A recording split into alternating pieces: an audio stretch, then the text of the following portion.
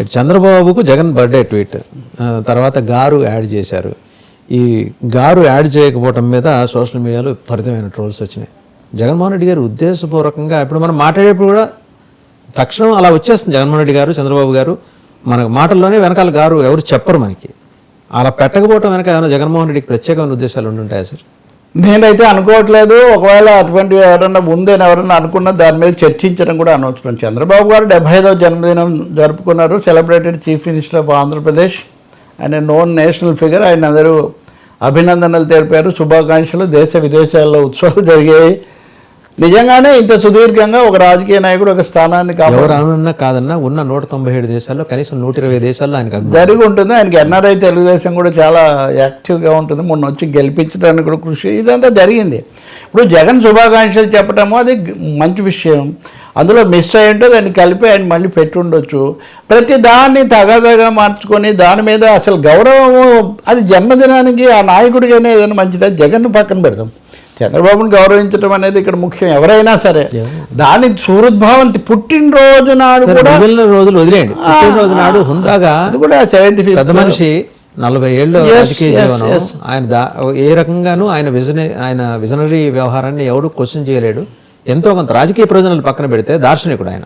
వాసు మొన్న నేను పుట్టినరోజు నాడు కూడా ఛానల్స్లో డిస్కషన్ చేశా. ఐఏఎస్ ఆఫీసర్లు వాళ్ళు వీళ్ళు కార్వాన్ ఫిబ్రవరిలో ఈ ముఖ చిత్రం వేసింది. నా దగ్గర కూడా ఆ రైటర్ వచ్చి మా ఇంట్లో ఉన్న గంట సేపు అసలు రాసింది కొంత నాతోనే మొదలవుతుంది ఇది, కానీ చాలా ఉంది. The discreet charm of Chandrababu Naidu, that is the title.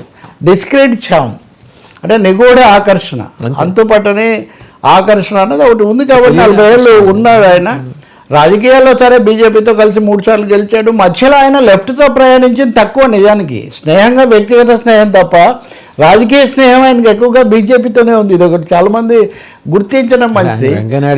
ఇంకా రెండో మాట, ఒకరోజు ఆలస్యంగా ఆయన Chandrababu Naidu proactive politician. He may be hazy but never, he may be crazy, little hazy but never lazy.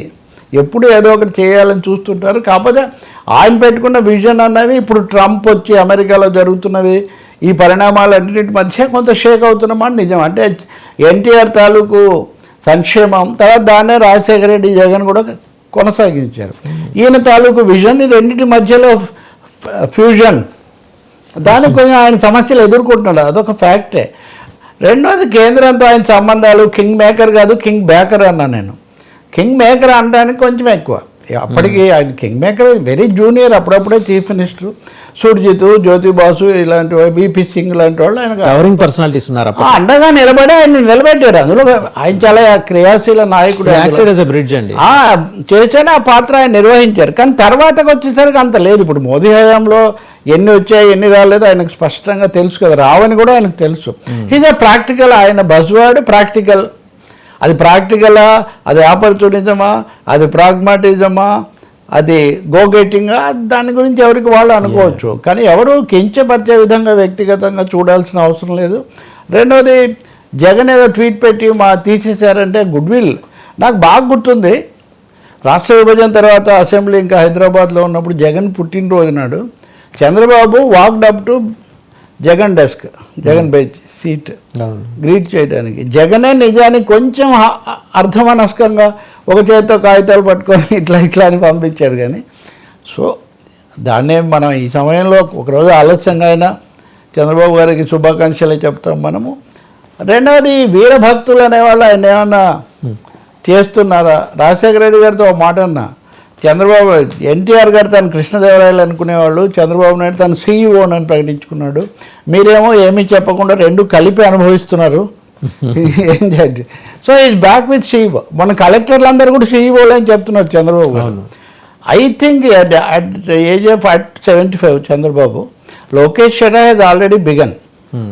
Chandrababu ఈ ట్రాన్స్ఫర్మేషన్ ఏజ్లో పైన మోడీ ఇక్కడ ఇది ఎలా చేస్తారు? Can we expect change of guard in a couple of months sir? అన్న more than clear on this point Vasu. Lokesh is already there, but in between transitory రోల్లో భువనేశ్వరి గారికి కూడా వాళ్ళు ఒక గౌరవప్రదమైన స్థానం కల్పించాలనుకుంటున్నారు అన్నది కూటమి, తెలుగుదేశం దాదాపు అనధికారికంగా చెప్పే మాట. దానివల్ల చంద్రబాబు కూడా ఒక స్టిగ్మా కూడా పోతుంది. రామారావు గారి కూతుర్ని నేరుగా ఆయన మీద పాపం ఆయన మీద ఎప్పటికో ఉన్నటువంటిది టూచ్ ఐ డోంట్ ఏదో కబ్జా చేశారనే దాన్ని నేను కంట్రిబ్యూట్ చేయను. నిజానికి ఆ రోజున నాకు లక్ష్మీపార్వతి కూడా ఇంటర్వ్యూ ఇచ్చారు. ఎన్టీఆర్ తనను చాలా మందికి ఇచ్చారు, ఒకసారి నేను ఏదో చేశా. ఎన్టీఆర్ తనను పార్టీ ఉపాధ్యక్ష పదవి తీసుకోమన్నారని, మంత్రిగా చేరమన్నారని, అల్లుళ్ళను అదుపు చేయడానికి నువ్వు రావడం చాలా అవసరం, పిచ్చిదాన్ని నీకు అర్థం కావట్లేదు అన్నారని ఇవన్నీ ఆమె చెప్పారు అన్ రికార్డ్ ఇవన్నీ. సో ఆ సమయంలో చంద్రబాబు నాయుడు పార్టీని అదుపులోకి తీసుకోకపోతే ఏమైండేది ఇప్పటికి ఇంకా తెలుగు అన్నది ఒక ఓపెన్ అంటే అలాంటి డిసిప్లిన్ లీడర్ చేతిలోకి వెళ్ళింది కాబట్టి ఆ పార్టీ నిలబడింది వాళ్ళలో నేను కూడా ఉన్నా.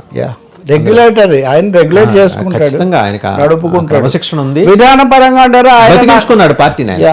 ఇప్పుడున్నదే మోరార్లెస్ ఈ చంద్రబాబు పార్టీ. నిజంగా చంద్రబాబు ఎన్టీఆర్ ట్రస్ట్ బయట ఒక డైలాగ్ ఇది ఉంటుంది, ఇటీవల వరకు ఉంది, ఇది రామన్న రూపుదిద్దిన పార్టీ, ఇది చంద్రన్న తీర్చిదిద్దిన పార్టీ అని. ఇప్పుడు తీర్చిదిద్దిన ఆయన మళ్ళీ తర్వాత వారసుడికి అప్పగించారు. అంటే ఇప్పుడు అధికారం అనేది అప్పగిస్తూ వెళ్ళాలి అంతే కదా ప్రాంతీయ పార్టీల్లో. ఇంకొక మాట అంటే మీరు కూడా సీనియర్ కదా, ఒక్క కరుణానిధిని మినహాయిస్తే జ్యోతి బోస్ లాంటి వాళ్ళను, నితీష్ కుమార్ అయినా, ములాయం సింగ్ యాదవ్ అయినా, నవీన్ పట్నాయక్ అయినా, మమతా బెనర్జీ అయినా, ఇలాంటి ప్రాంతీయ నాయకులు కూడా ఢిల్లీలో వ్యవహారం చేయడం, కేంద్ర మంత్రులుగా ఉండటం, ఇట్లాంటివన్నీ చేశారు. చంద్రబాబు ఆ దుస్సాహసం ఎప్పుడు చేయలేదు. 40 ఏళ్ల పాటు ఒకే రాష్ట్రంలో ఉండి 3 సార్లు ఓడిపోయి 3 సార్లు గెలిచి ముఖ్యమంత్రి పీఠమే కీలకంగా ఉన్న ఒకే ఒక నాయకుడు దేశ రాజకీయాల్లో చంద్రబాబు నాయుడు.